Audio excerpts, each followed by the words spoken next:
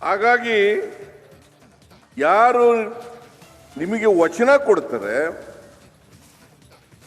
ಯಾರು ನಿಮಗೆ ಕೊಟ್ಟ ಮಾತಿನಂತೆ ನಡ್ಕೊಳ್ತಾರೆ, ಅವರಿಗೆ ಬೆಂಬಲಿಸಬೇಕಾಗಿರ್ತಕ್ಕಂಥದ್ದು ನಿಮ್ಮ ಜವಾಬ್ದಾರಿ ಅಂತಕ್ಕಂಥ ಮಾತುಗಳನ್ನು ಹೇಳಲಿಕ್ಕೆ ಬಯಸ್ತಾ ಇದ್ದೇನೆ. ಕಳೆದ ವಿಧಾನಸಭಾ ಚುನಾವಣೆಗಿಂತ ಪೂರ್ವದಲ್ಲಿ ನಾವು ಅನೇಕ ಭರವಸೆಗಳನ್ನು ಕೊಟ್ಟಿದ್ದು ನಮ್ಮ ಪ್ರಣಾಳಿಕೆ ಮೂಲಕ. ಆದರೆ ಪ್ರಮುಖವಾಗಿ 5 ಗ್ಯಾರಂಟಿಗಳನ್ನು ಚುನಾವಣೆ ಆದ ತಕ್ಷಣ, ನಾವು ಅಧಿಕಾರಕ್ಕೆ ಬಂದ ತಕ್ಷಣ 5 ಗ್ಯಾರಂಟಿಗಳನ್ನು ಪ್ರಮುಖವಾಗಿ ನಾವು ಜನರಿಗೆ ಅಧಿಕಾರಕ್ಕೆ ಬಂದ ತಕ್ಷಣನೇ ಜಾರಿಗೆ ಕೊಡ್ತೀವಿ ಅಂತ ಹೇಳಿದ್ರು. ನಾವು ಅಧಿಕಾರಕ್ಕೆ ಬಂದದ್ದು 2023 ಮೇ 20ನೇ ತಾರೀಕು. ನಾವು ಅಧಿಕಾರಕ್ಕೆ ಬಂದ ತಕ್ಷಣನೇ ಅವತ್ತೇ ಪ್ರಮಾಣ ವಚನ ಸ್ವೀಕಾರ ಮಾಡದಂತ ದಿನನೇ ಕ್ಯಾಬಿನೆಟ್ನಲ್ಲಿ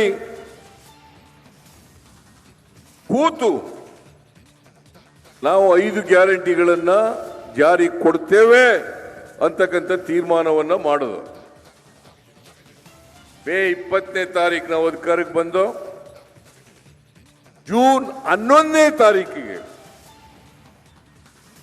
ಶಕ್ತಿ ಯೋಜನೆ ಕಾರ್ಯಕ್ರಮಕ್ಕೆ ಚಾಲನೆಯನ್ನು ಕೊಟ್ಟು, ಶಕ್ತಿ ಯೋಜನೆ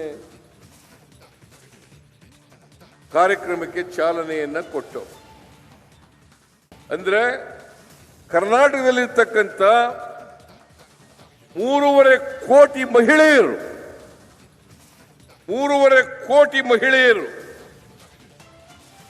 ಸರ್ಕಾರಿ ಬಸ್ಗಳಲ್ಲಿ ಫ್ರೀಯಾಗಿ